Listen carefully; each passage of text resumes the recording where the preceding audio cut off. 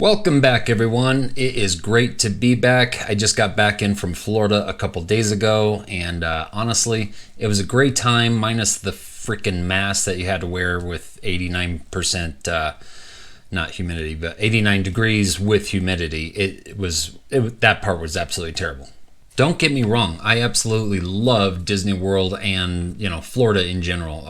Getting away from Colorado weather in February was absolutely fantastic. But I have noticed in the past, I'm really only good for maybe 2 or 3 days max. After that, I'm ready to get back and start grinding. I am not built for the quote unquote being retired. In fact, I don't think I'm going to use that term anymore. I think I'm going to say financially independent, because I can't stand the idea of just like sitting around watching TV. I am not wired that way whatsoever. So very, very happy to be back. But anyway, I had such a great time. What is it? Galaxy's Edge, the Star Wars world is... Oh my god. Like, for someone with a big imagination like I have, I'm very whimsical. Okay, I'll admit that. Being in Galaxy's Edge and being in line for the, I can't remember what it's called, the Millennium Falcon ride.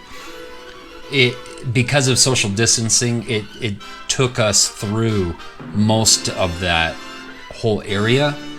Which was absolutely fine with me, because you're standing there and you're looking at these beautiful structures that they built that make you honestly feel like you're on another planet. It was freaking awesome. It was an hour and 20-minute wait in line, and it was worth every second. And I got to be one of 2 pilots. My fiance was the other pilot, and my stepson was the gunner. So we lucked out incredibly. It was so awesome. Speaking of Disney World, and I'm gonna get to my video quickly, but I want to ask you guys. Anyone that has gone to Disneyland a lot, they know that smell. There's a certain smell on Pirates of the Caribbean. Well, Pirates of the Caribbean in Disney World also has a smell, but it's a different smell. It's almost like, I don't know how to explain it, like an imitation barbecue. I get, rather than that danky smell that is somehow enjoyable in Disneyland. But in the comments, let me know if you know what the hell I'm talking about, or if I'm just crazy. But my family, they've all noticed that it does smell different. Being a big Disney dork, things like this are very interesting to me. So anyway, today I want to talk about Dividend Aristocrats. Most anyone that is into investing knows what Dividend Aristocrats are. They're a section of the S&P 500 companies that have been paying out and increasing their dividend payout for over 25 years. Why you should care about these companies is because history has showed that these companies typically, they at least meet the overall market being S&P 500, or slightly outperform the S&P 500, and they typically have less volatility during crashes. For instance, like the crash, the last big crash we had, 2008, from the housing bubble. I think the overall market went down, oh my God, I think it was 36%, 36, 38, somewhere in there. Whereas then the Dividend Aristocrat companies only went down, I believe it was 22%. As of the filming of this video, there are 65 Dividend Aristocrats. And in this video, I want to show you a way that you can easily invest in all of them. Among these blue chip companies that make up the list of Dividend Aristocrats, you've got companies like Coca-Cola, Procter & Gamble, 3M, AT&T.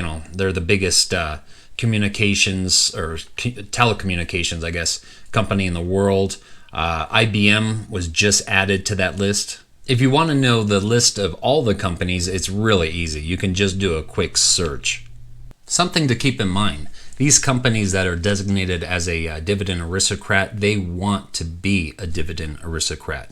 Think of it as a fraternity of we kick ass as a company. Because in order for a company to keep on increasing their dividend payout, they need to be creating free cash flow.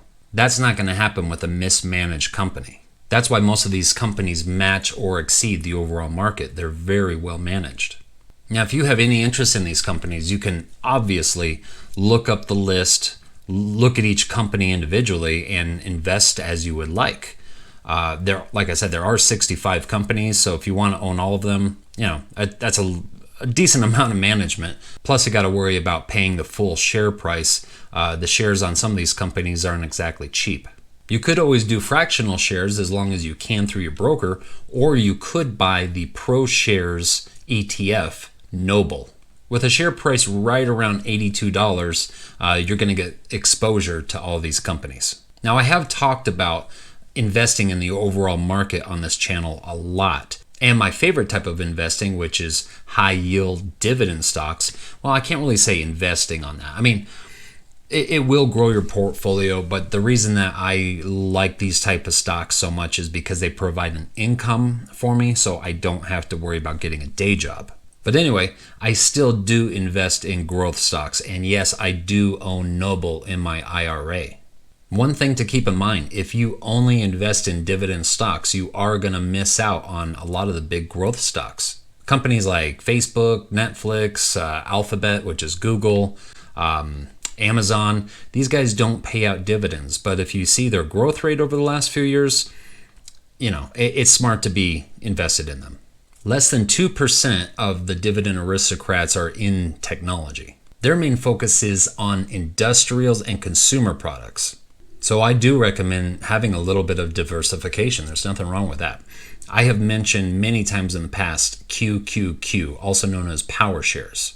PowerShares focuses on the NASDAQ 100. There's a lot of technology companies covered in this ETF.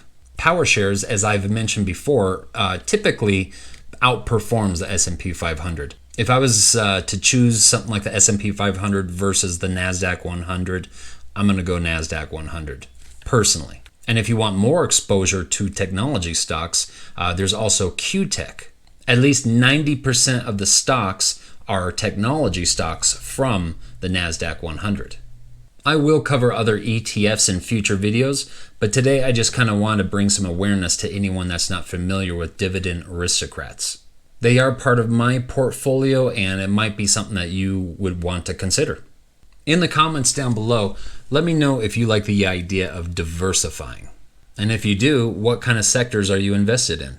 Also, let me know if you've noticed the differences in smells on Pirates of the Caribbean. I know this is not investment related whatsoever, but I'm a Disneyland dork, so catch me in a couple days when I'm going to discuss something new that I'm going to be doing that I'm really excited about. Until then, please like, share, and subscribe if you'd like to support my channel. And remember to be kind to one another. I will see you guys later. Bye.